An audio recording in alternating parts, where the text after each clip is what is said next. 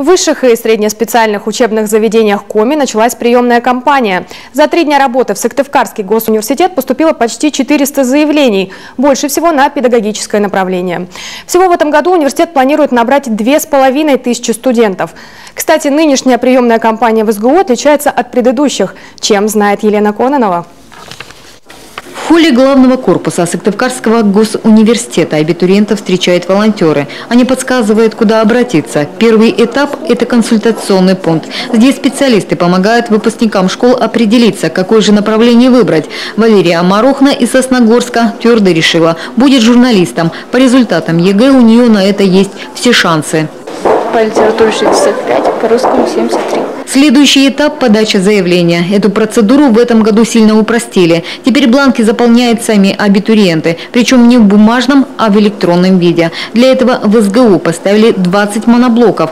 Готовое заявление автоматически сохраняется в базе данных. После будущего студента направляют к специалисту, который принимает документы. Кстати, заявление можно подать и на сайте университета, и в муниципальных пунктах приема. В этом году мы во всех муниципальных образованиях открываем пункты приема документов на поступление.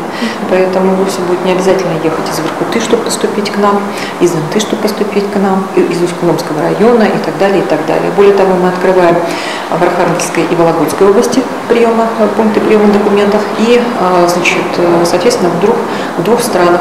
Это Киргизия и Казахстан. График работы приемных пунктов можно узнать на сайте ВУЗа. Кстати, в этом году количество бюджетных мест в СГУ выросло. Здесь планируют принять более 1000 человек. В Охтинском университете в эти дни тоже людно. Специальностей, по которым готовит ВУЗ, почти 3 десятка. План приема в основном не изменился по сравнению с прошлым годом. Он составляет порядка около 900 мест на очную и заочную форму и магистратуру. Ну, в принципе, ожидаем хороший приток хороший контингент абитуриентов. В основном будет опять конкурс, предвидится на нефтегазовое дело, потому что наш вуз связан все-таки с нефтегазовым профилем. Прием документов в вузах закончится в июле, а уже в августе сегодняшним абитуриентам сообщат, станут ли они первокурсниками. Елена Кононова, Вячеслав Беспалов, Александр Думбурович, Павел Щеглов, телеканал Юрган.